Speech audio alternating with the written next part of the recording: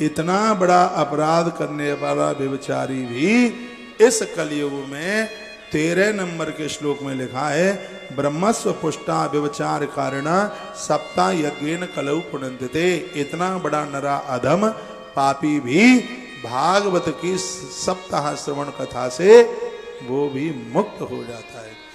इसलिए पूज्य डोंगरे जी महाराज कहते थे, एक दिन में नहीं 1 घंटे में यदि कोई व्यक्ति 1 लाख रुपया घंटा पैसा कमा रहा है और आपके नगर क्षेत्र में कहीं भागवत जी की कथा हो रही है तो 1 लाख रुपया घंटे, 1990 की बात बता रहा हूं, तब तो लाख रुपए की कितनी महिमा थी। तब वो ये बात बोले 88-87 में, 90-80 के बीच के दशक में वो बोले कि यदि इतनी बड़ी कमाई छोड़ करके भी यदि कोई व्यक्ति श्रीमद् भागवत जी की 7वें दिन सप्ताह भागवत सुन लेता है तो भैया कहते हैं कि स्वयं धन के बोरे लेकर कुबेर उसकी देली पर आ जाते हैं। ले ले बेटा कितना चाहिए। यह महिमा श्रीमद् भागवत जी की है। तो का लगा सप्ताह यज्ञेन कलौ पुनन्त्यते। ये सप्ताह भागवत आज मैं पूरे देश को बहुत जोर दे के कहना चाहूंगा, पुनीत मास, पवित्र मास, पुरुषोत्तम मास है। कथा पांडाल में जाकर के सुनने को, पांडाल में पहुंच गए तो तीर्थ में ही कथा सुनने का फल प्राप्त होता है। मैंने अपनी किसी कथा में बोला है, यदि आपके नगर में कथा हो रही है और आप प्रत्येक दिन टीवी पर हमारी कथा सुनते हैं, यदि नगर में कथा हो रही है तो टेलीविजन वाली हमारी कथा बंद करके आप पांडाल में जाकर के कथा सुने, क्योंकि टीवी में कथा सुन रहे हो वो तो घर में कथा सुनने का ही फल मिलेगा। लेकिन यदि पांडाल में पहुंचकर आपने कथा सुनी है भागवत की तो श्री द्वारका और वृंदावन में बैठ करके कथा सुनने का जो फल है उसी फल की प्राप्ति होगी। पांडाल की कथा नहीं छोड़िएगा, क्योंकि पांडाल परिसर को साक्षात तीर्थ स्वरूप माना गया है। टेलीविजन की कथा तो तब है जब समय मिलता नहीं है, दूर कथा हो रही है, टाइम भी है नहीं, तब टीवी के लिए कथा है। यदि टीवी पर ही माता रानी का दर्शन से सब काम हो जाए तो क्यों लोग वैष्णो देवी जाते हैं? पौड़ी पौड़ी चढ़ता जा, जय माता दी रटता जा। तो मैया तो टीवी में भी दिख गई, कैलेंडर में भी दिख गई है। नहीं, प्रत्यक्ष रूप से वहां पहुंचने की फलश्रुति अपने आप में बहुत अलग है। एक बात आप बताएं मुझे, आपका बेटा बाहर कलकत्ता, बाहर रहे अमेरिका, और वीडियो कॉल पे ही मम्मी पापा से बात कर ले, कहे माम पापा अब मैं नहीं आऊँगा, आपको 8 दिन में वीडियो कॉल पर ही बात करता रहूँगा। तो मम्मी पापा तो रो पड़ेंगे, कहेंगे हमें नहीं चाहिए ऐसी नौकरी, हमें हमारा बेटा अपने पास चाहिए, जो कि सामने प्रत्यक्ष रूप से मिलते हैं, उसका आनंद ही कुछ अलग है। कथा को परिसर में सुना जाए तो उसकी महिमा अपने आप में बहुत है।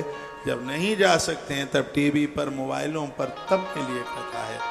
हो सके तो आप वृंदावन, नज़दीक वाले तो आ ही सकते हैं, जो वृंदावन से 100-200 किलोमीटर दूर हैं, मन बनाएंगे तो अमेरिका से भी आ जाएंगे, बस मन की बात चाहिए।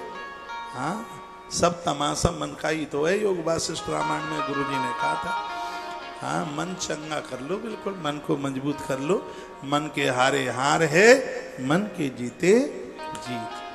घर में मन लग रहा है, घर में सुनिए। तीर्थ में आ सकते हैं तो तीर्थ में पहुंच करके कथा सुनिए। कथा की कितनी बड़ी महिमा अगला श्लोक बताया जा रहा है।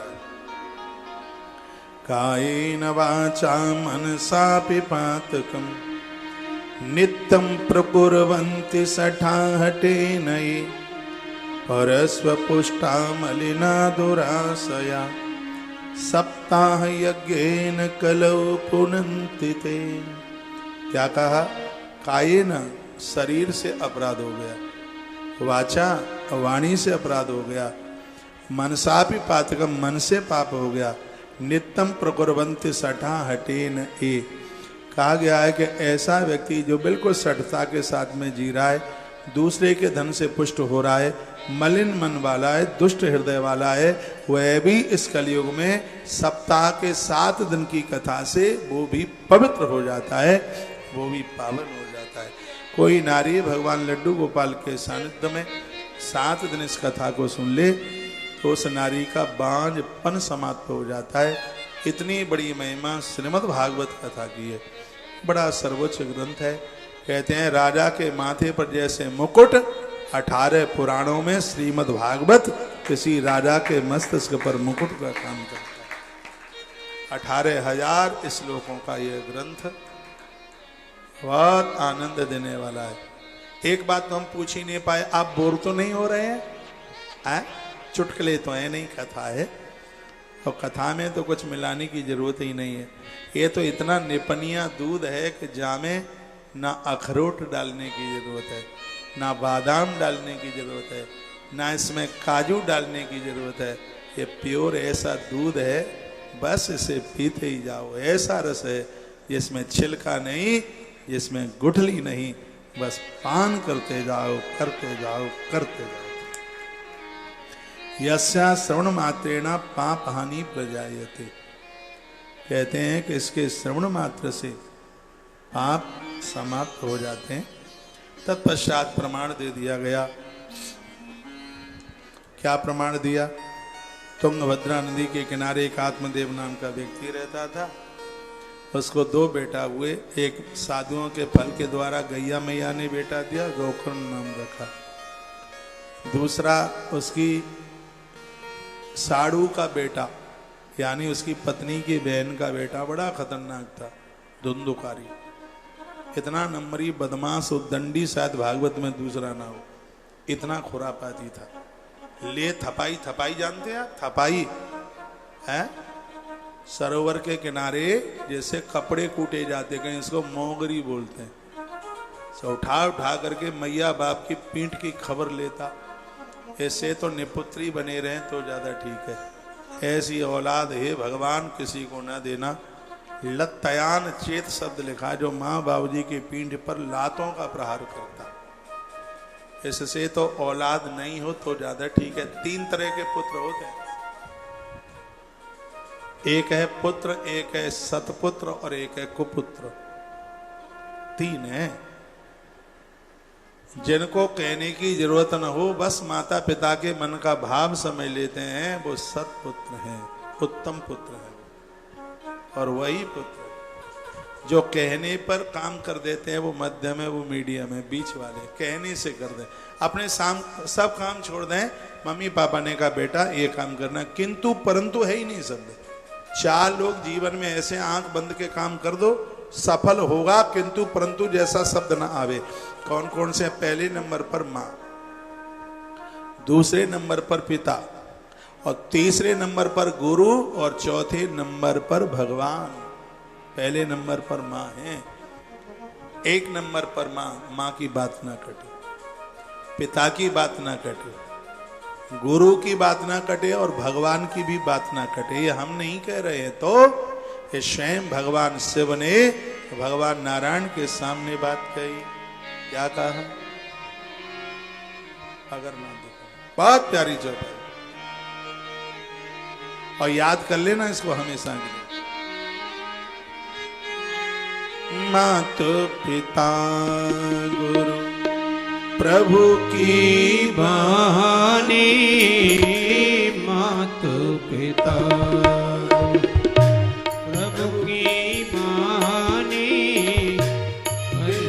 विचारे का ये सब जानी। मात पिता प्रभु की वाणी, मात पिता प्रभु की वाणी, वे है विचारे ये सब जानी। बिन है विचारे ये सब जानी। श्री राम जय राम, जय जय राम। श्री राम जय राम, जय जय राम। श्री राम जय राम, जय जय राम।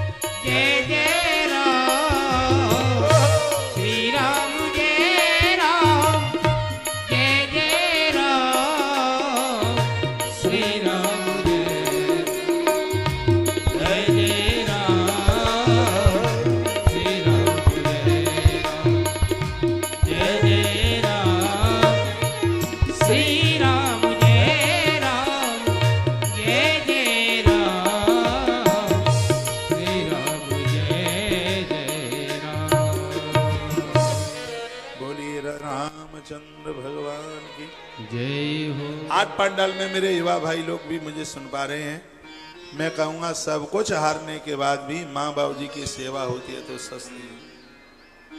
माता पिता के लिए नौकरी छोड़नी पड़े, माता पिता के लिए दुनिया छोड़नी पड़े, माता पिता के लिए स्वयं को छोड़ना पड़े तो भी सस्ता है। माता पिता नहीं छूटने चाहिए। माँ बाबू जी की तो गोकर्ण जैसे जो लोग हैं वो माता पिता को समझते हैं, और धुंधकारी जैसे जो अपराधी लोग हैं वो माता पिता गुरुजन भगवान इनकी कोई महिमा नहीं समझते। तो ऐसे दो तरह के लोग, भागवत की कथा से धुंधकारी जैसा महा उद्दंडी भी मुक्त हो गया। तो बहुत बड़ा अपराधी था, वैश्याओं ने धरती में गाड़ दिया उसे, भूत बना प्रेत भयंकर। लेकिन भाई ने उसको श्रीमद् भागवत की कथा सुनाई और भागवत की कथा से वह भी मुक्त होता हुआ ठाकुर जी के विमान में बैठकर भगवान के धाम के लिए चला गया। यह कथा भागवत जी की है। कंपन्ते सर्व पापानि सप्ताह सर्वणिस्थिते। बड़ा प्यारा श्लोक है। जब सप्ताह श्रवण का योग लगता है तब सब पाप थर्रा उठते हैं शरीर में।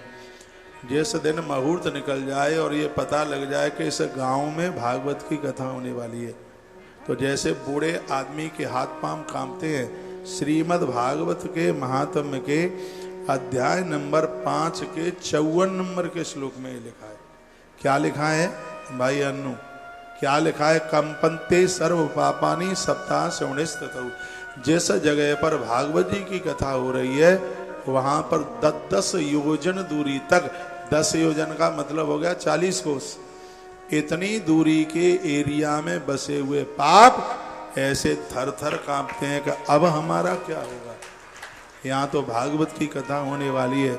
अस्माकम प्रलयम सद्य कथाम चेयम करिष्यति। वह पाप थर थर कांपते हैं। अब यह भागवत की कथा जल्दी ही हमारा अंत कर देगी। वो ये सोच, अस्माकम हमारा, प्रलयम यानी अंत, कथा चेयम करिष्यति, ये कथा अब हमारा अंत कर देगी। अब हम कहाँ जाएंगे? अब हमारा क्या होगा?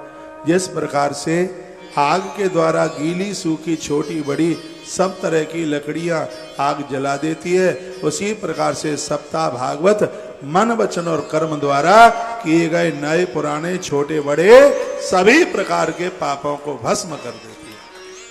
अग्नि जब जलाती है तो ये थोड़ी देखते लकड़ी बड़ी है कि छोटी है, गीली है कि सूखी है, आज की है कि पुरानी है। जैसे जलती हुई अग्नि संपूर्ण लकड़ियों को जला करके राख कर देती है, जलती हुई आग संपूर्ण लकड़ी को जला के राख कर देती है, उसी प्रकार से श्रीमद् भागवत की कथा छोटे पाप, बड़े पाप, आज के पाप, कल के पाप, 100 साल के पाप,